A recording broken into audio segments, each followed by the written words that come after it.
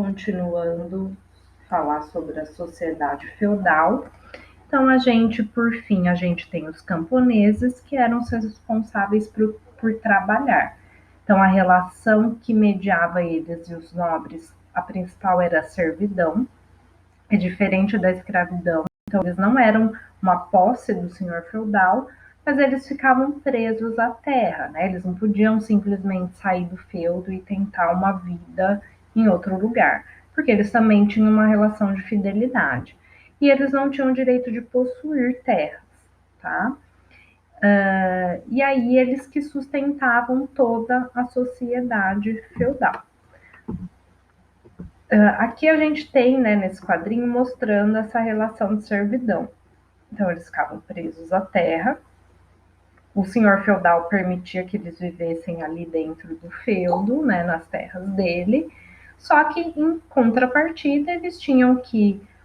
Deixa eu pegar aqui, ó. Eles tinham que pagar muitos impostos, como a corveia, que era trabalhar alguns dias da semana no manso senhorial, a talha, que era entregar parte da produção deles para o senhor feudal, pagar pelo uso do moinho, né, das ferramentas do feudo, que é a banalidades, tinha que também pagar o dízimo para a Igreja Católica.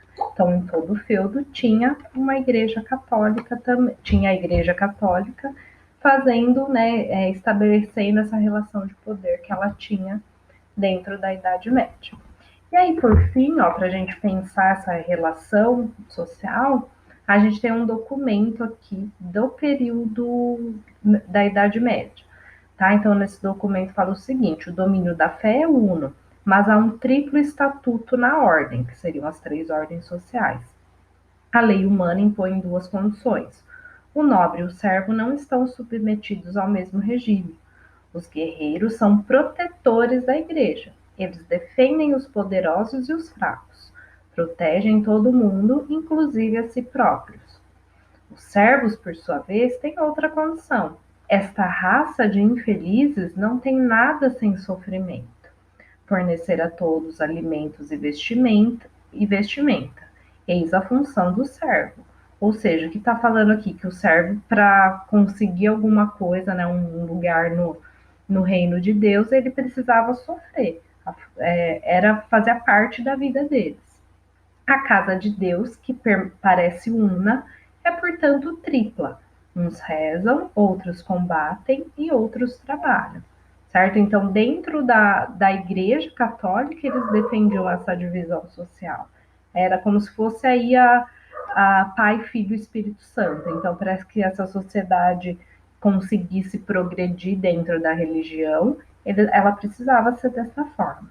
Todos os 3 formam um conjunto e não se separam. A obra de uns permite o trabalho dos outros 2, e cada qual, por sua vez, presta seu apoio aos outros. Certo? Então, isso é a parte da sociedade. Depois vocês sigam o roteiro, anotem as dúvidas para a gente tirar no nosso plantão de dúvidas. A cultura medieval, pessoal, como vocês já devem ter percebido, ela era muito influenciada pela igreja. Né? Então, era um monopólio cultural da Igreja Católica. E a gente fala que ela era uma cultura teocêntrica, né? Teo é Deus, cêntrica, centro. Então, ela tinha Deus como o centro do pensamento humano. A educação formal ela estava restrita no meio clerical, então só o clero que tinha acesso aí à escrita, à leitura. O Santo Agostinho ele foi o filósofo que fez a síntese entre o passado, né, entre a cultura clássica greca, da Grécia e da Roma, e fez essa união aí para a Idade Média. E aí ele falava que o ser humano é um ser corrompido e que ele só pode progredir através do contato com Deus. E a igreja que faria isso. Em relação à arquitetura, a gente tem o desenvolvimento da arquitetura românica e gótica. Então, são esses estilos. Esse é um estilo mais pesado, né? É do período da Alta Idade Média, não tinha muita evolução arquitetônica.